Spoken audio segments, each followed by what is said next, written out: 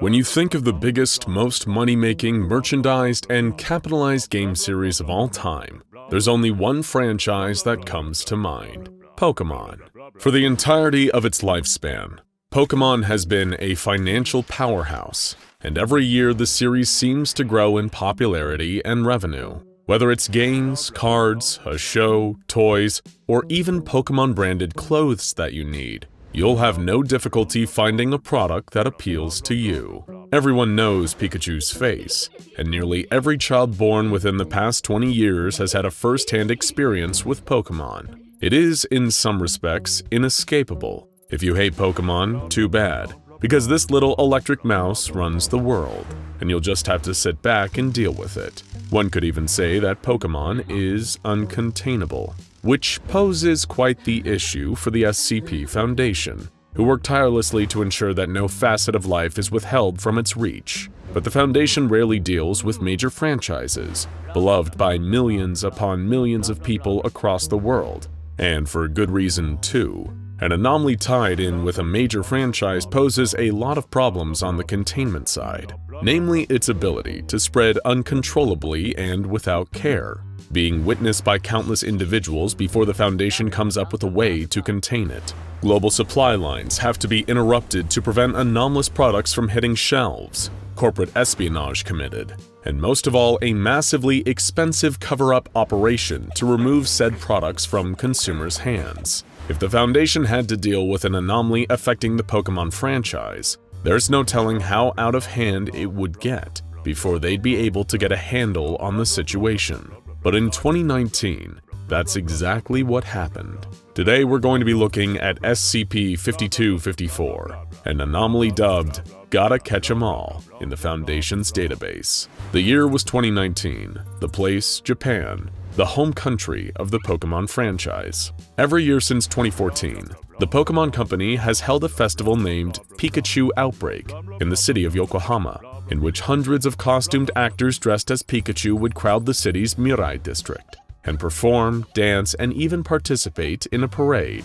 The event was intended to celebrate the Pokémon franchise and promote whatever the latest venture the series is pushing, whether it's a game, a movie, or something else. The festival proved to be successful and has been held every year since. After all, who wouldn't want to see a legion of Pikachu running amok through the streets? But the fun would be short-lived during the 2019 outbreak, where something incredibly unusual occurred. Picture this: a large crowd, hundreds of fans dressed in Pokémon-themed attire, standing on both sides of the streets. Men, women, children, anyone and everyone came to see the Pikachu outbreak, and they weren't disappointed. Parading down the street was a horde of Pikachu, just as advertised. They danced, bounced, and walked together in routine fashion, all while the crowd cheered and yelled. Even the spectators in the crowd showed their spirit with Pikachu-themed hats, yellow tails fastened to their backs, and yellow face masks with 2 electrified red circles on the cheeks. The parade proceeded as normal. That is, until one of the parading Pikachu started behaving oddly.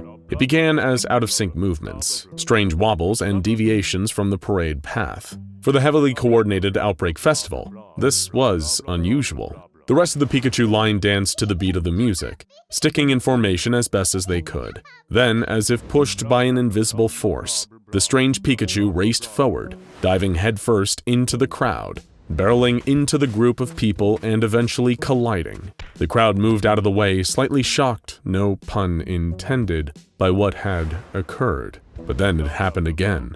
2 more Pikachu ran into the crowd, and then again. Over 15 Pikachu rammed themselves into the crowd, resulting in a massive disruption of the parade and the shutdown of the event entirely. The Foundation quickly caught wind of this and sent their closest operatives to assess the situation in a controlled fashion.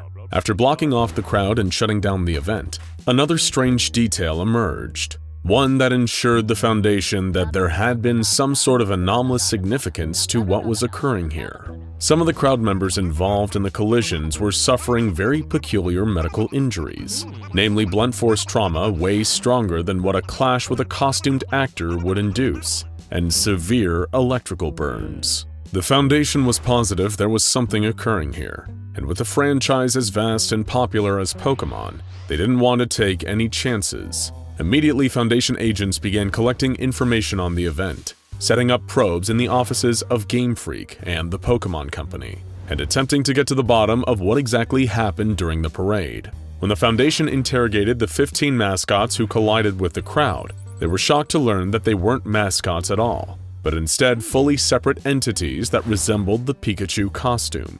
X-rays revealed that their once human skeletons were now fused to their costumes, and touching them produced a minor electric shock. The performers had become Pikachu, and now they were unable to be removed from their costumes. Every captured instance had expired before the Foundation was able to fully study and discern what was occurring to them, their bodies unable to support themselves after such a lethal, extreme transformation.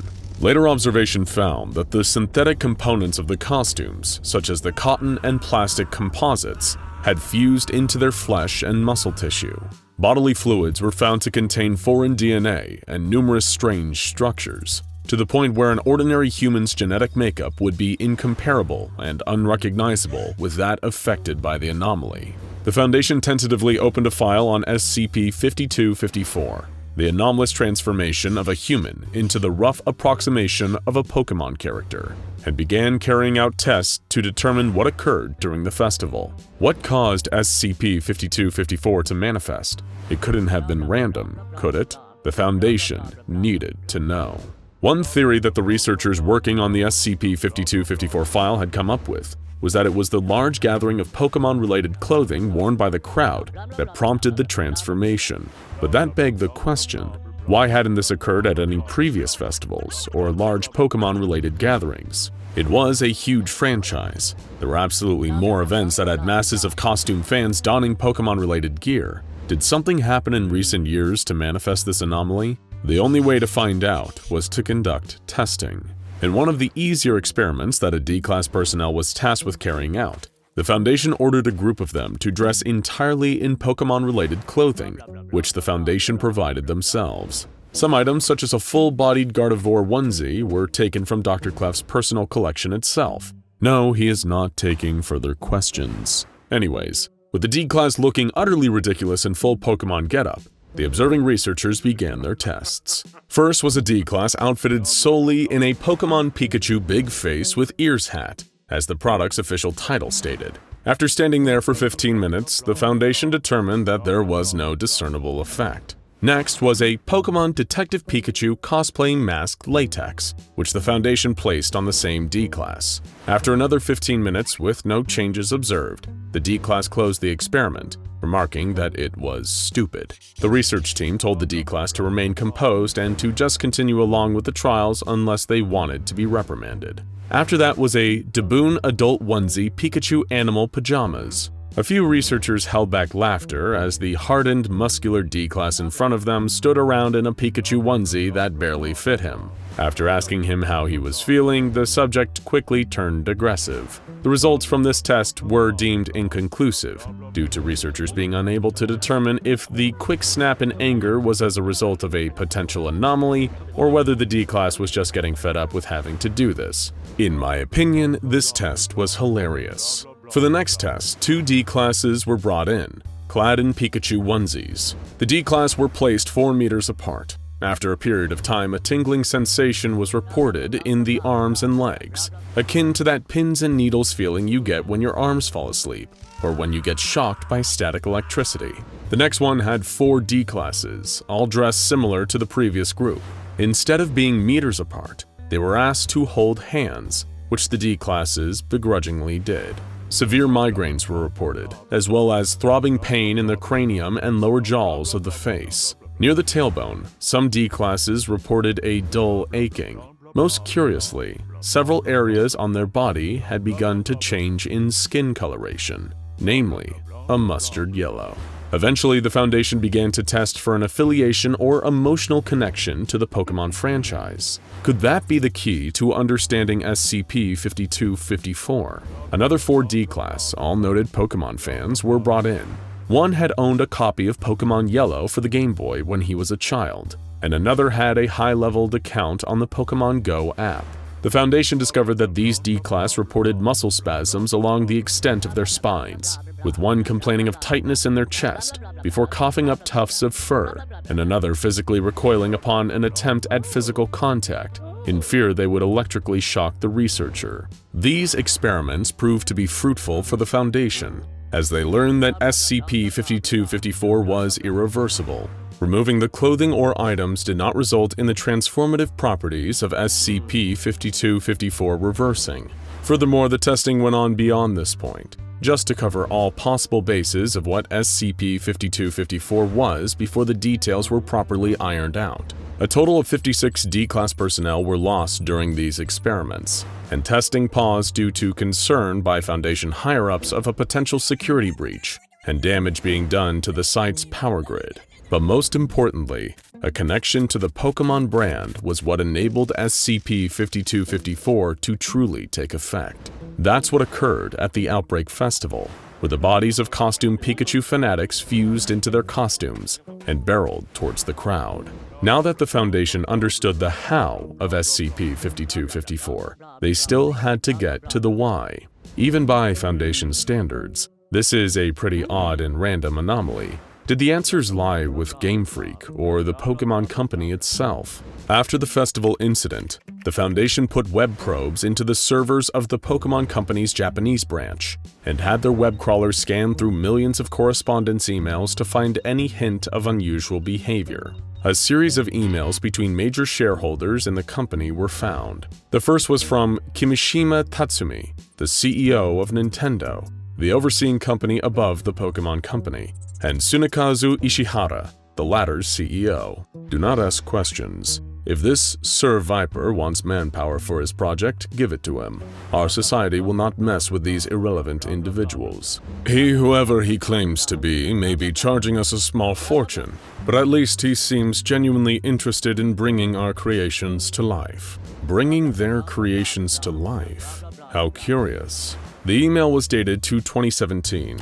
2 years before the Outbreak incident. The Foundation decided to dig deeper. Another email from 2017 exchanged between the two individuals months after the first. Tuesday will mark the 5th visit by the Fukushima orphanage to our headquarters. I told the press it's part of our global outreach program to spread the joy of Pokémon to the rest of the world. Early results have been positive. I should have a specimen to show you the next time we meet in Tokyo. Your daughter likes Eevee, yes? It seemed like these executives were talking about creating real Pokémon somehow. What did the orphanage have to do with this? Another email read, "Play anytime, anywhere, with anyone."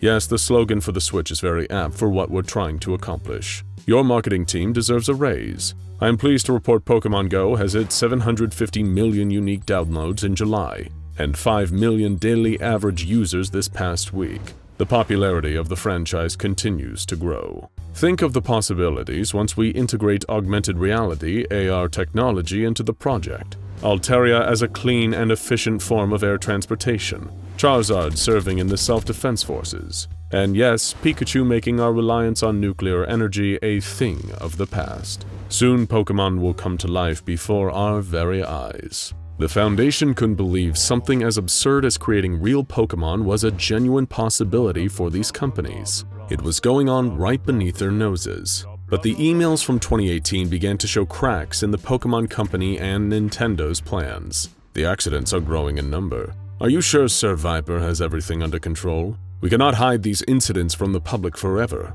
We already have our hands full trying to catch the runaways. If we don't take action soon, more people will get hurt. Or worse, the Pokémon brand will be tarnished forever.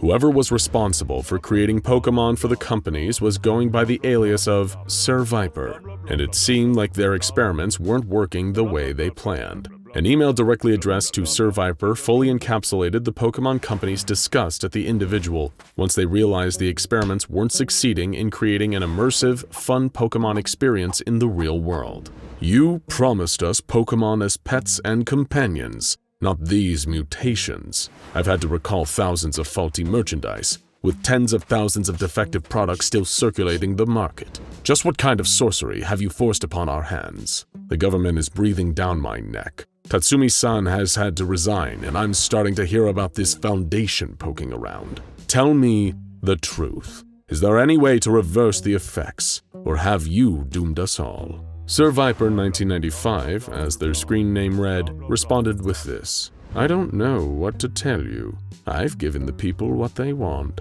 Only true fans will get a Pokémon of their own. Your company was the very best at building your brand. Congratulations. Today Pokémon has taken over our hearts and minds. Perhaps one day, we will see them take over the world. And with that, the company had cut off all communication with Sir Viper. But now the Foundation had to get to the bottom of what was happening in these boardrooms and offices. Making Pokémon in real life? It sounded crazy, and from the way the emails were worded, they had apparently succeeded in making something even if they considered it a failure.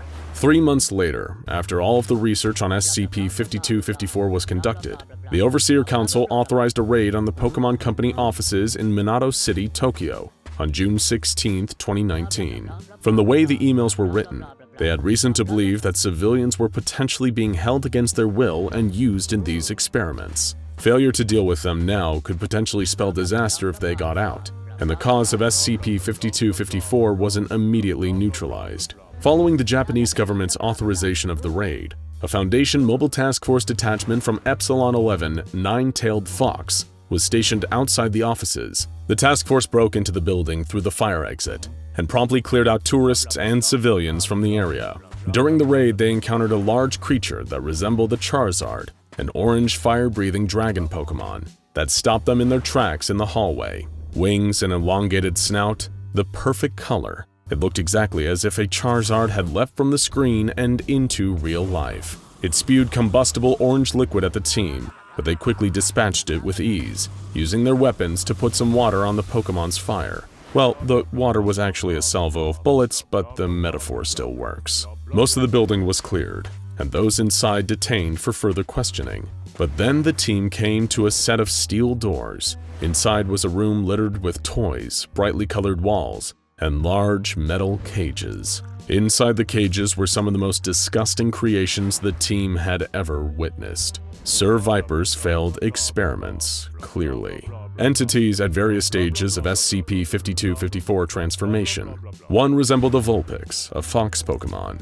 It had engorged eye sockets and blood flowing down their cheeks. Another cage had a boy with cheekbones protruding high and sideways, pulling thin skin over the rest of his face. Another had a large bear-like entity with serrated claws, with alternate fingers peeling and decomposing underneath. Most horrifying of all were a pair inside cages near the other side of the room. A girl with an extended, flattened, engorged tongue, which pulled drool onto the floor at her feet. She was made to resemble a Lickitung, a Pokémon with a similarly large tongue. Another was an elongated purple snake, like the Pokémon Arbok, except its head was that of a toddler. It writhed back and forth, bawling and screaming. The team requested immediate medical pickup to remove the specimens from the room. Wherever Sir Viper, the individual responsible for this, was, the Foundation could not locate them. The Foundation contained the experiments and detained Mr. Ishihara, the CEO of the company. He was brought back to the research site for an interview. Ishihara claimed not to know of the experiment's existence, but he quickly broke down. When asked about Sir Viper, Ishihara had this to say: "We didn't ask too many questions. When we found out what he had been doing to the children, we terminated his contract immediately, but the damage had been done. Later we discovered he had already tampered with our production lines and distribution infrastructure. At this point, it's impossible to tell which products had been affected on the market." Following this, global coordination between Nintendo, the Foundation, and the Pokémon Company in an attempt to figure out a solution to products that were affected by SCP-5254 is presently ongoing. All attempts to contact Sir Viper 1995's email result in the same automated message: "Happy hunting, but even you can't catch them all." Now go watch SCP-3108 The Nerfing Gun and SCP-387 The Living Lego for more kid-friendly franchises twisted into anomalous entities contained by the SCP Foundation.